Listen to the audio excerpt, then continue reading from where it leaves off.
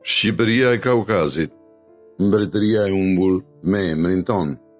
Para se të ekzistonte Shqipëria, që njohim sot, në një cep të largët të botës, ekzistonte një tjetër Shqipëri, një mbretëri misterioze midis maleve të Kaukazit, në kufirin midis Azerbajxhanit të sotëm dhe Dagestanit, e quajtur Shqipëria Kaukaziane. Kjo mbretëri kishte mbretër, ushtri, qytete dhe një histori të gjatë luftrash me romakët, partët, sasanidët dhe bizantinët. Por kush ishin shqiptarët e Kaukazit? Pse mbanin të njëjtin emër me ne? Dhe si u zhduk përfundimisht kjo mbretëri, që për një kohë të gjatë u bë dhe qendër e krishtërimit në lindje?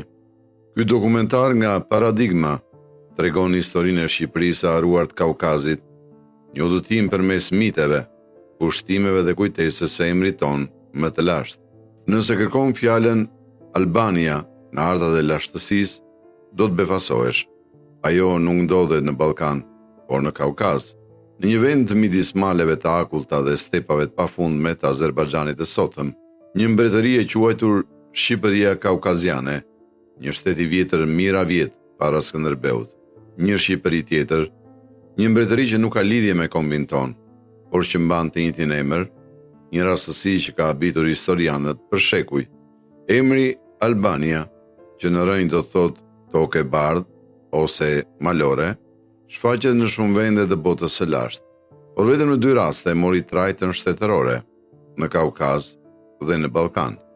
2 krah të largët të një historie që, edhe pse pa lidhje gjaku, duket sikur ndajnë një fat të përbashkët, të ekzistojnë në mes të perandorive të mëdha dhe të mos zhduken plotësisht.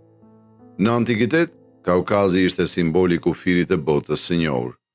Pikërisht aty, sipas miteve greke, Prometeu u lidh me zinxhir për të ndërshkuar nga perëndit, ndërsa Jasoni dhe argonautët shkuan për të rrëmbyer leshin e artë. Ky rajon i egër, malor dhe i paarritshëm, ishte mbështjell nga misteri, por diku midis maleve dhe lumejve të Kaukazit, burimet historike përmendin për herë të parë një popull të quajtur Albanoj, që jetonte midis lumejve Kura dhe Araz, në veri të Azerbajxhanit të sotëm dhe jug të Dagestanit rus. Kjo ishte Shqipëria Kaukaziane, një tokë që kishte të njëjtin emër me ne, por një histori krejt tjetër.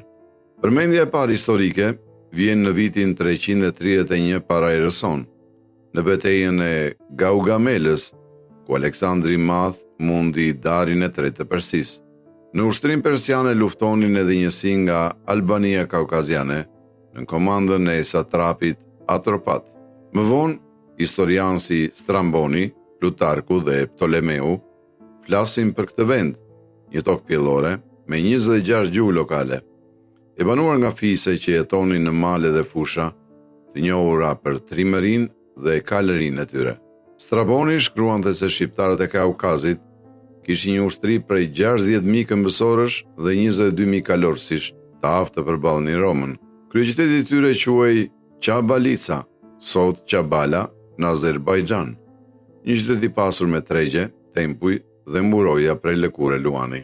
Sipas disa kronikave, qyteti kishte edhe fortesa me mure prej balte të ngjeshur dhe tempuj kushtuar diellit, një shenjë se feja e tyre kishte rënë në kultet natyrore të lindjes së lashtë. Në shekullin e parë, para erës sonë, Shqipëria e Kaukazit ra në ndikimin e Romës, që e përdori si protektorat në luftën e saj kundër partëve. Në vitin 36 para erës sonë, ajo përfshi zyrtarisht në sferën romake, por gjithmonë e rrethuar nga fuqitë lindore, Armenia, Partia dhe më vonë Sasanidët. Pushteti ndryshonte shpesh, një herë në Rom, një herë në Persi.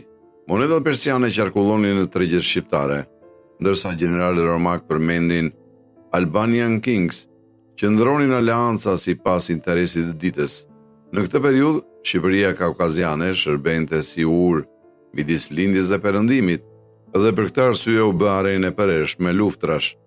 Në shekullin e tretë, pas shkatërimit të partëve, Sasanidët e Persisë pushtuan Shqipërinë Kaukaziane. Ajo u bë vasale, por mbretërit vendas vazhdonin të quheshin Arsakid, një degë dinastisë armene. Në këtë periudhë, krishtërimi filloi të depërtonte në rajonin përmes Armenisë.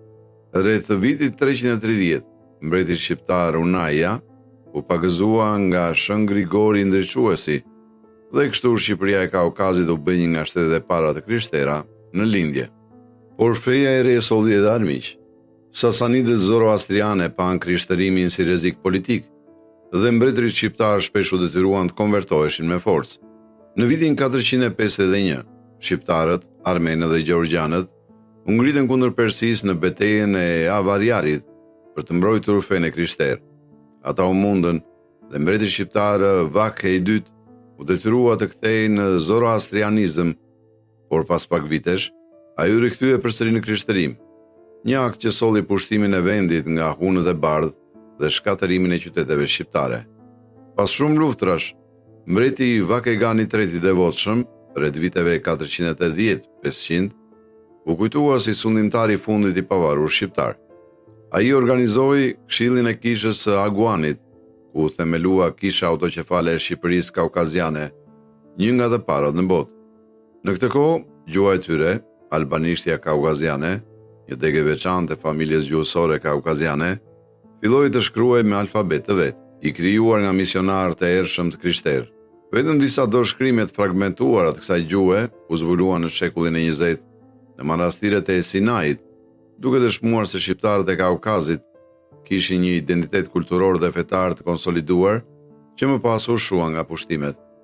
Pas Vakeganit, mbretëria ra në kontroll të plot persian. Më vonë, fisnikët vendas u zvendësuan me guvernator Sasanid dhe më pas me dinastinë Miranide, e cila mbante ende titullin Shahi i Aranit. Në shekullin e 6, Bizanti, Persia dhe Kazarët luftuan për kontrollin e rajonit dhe Shqipëria e Kaukazit u bë arenë e përhershme pushtimesh. Në vitin 575, një delegacion shqiptar kërkoi që perandori bizantin Justiniani II ta përfshinte vendin e perandorim bizantine, por ai refuzoi. Ishte një vend i vogël midis tre perandorive të mëdha që përpiqej të mbijetonte.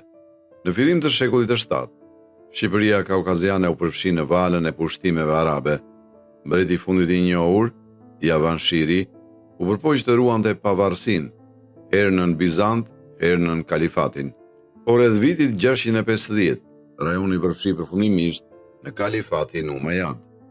Krishtërimi u zbe, qytetet e lashta u islamizuan dhe emri Albania u zhdu nga dokumentet historike. Megjithatë, kujtesa e saj jetoi në letërsinë armene dhe persiane, që e përshkruajnë si toka e 26 gjuhëve, një simbol i bashkimit të fiseve të Kaukazit. Në disa burime të vonshme, përmendet se pasardhësit e shqiptarëve të Kaukazit jetuan në zonat malore të Karabakut, duke ruajtur për shekuj disa rite dhe toponime që përdoreshin ende në mesjet. Historia e Shqipërisë kaukaziane nuk ka lidhje etnike apo gjenetike me shqiptarët e Ballkanit, por fakti që dy vendet me të njëjtin emër ekzistuan në dy skaje të botës tregon se emrat udhëtojnë më shumë se njerëzit. Njëra Shqipëri u zhduk në eshtje, tjetra mbijetoi dhe u rilindë si kom. Në fund, emri Shqipëri mbeti gjallë vetëm këtu, në Ballkan.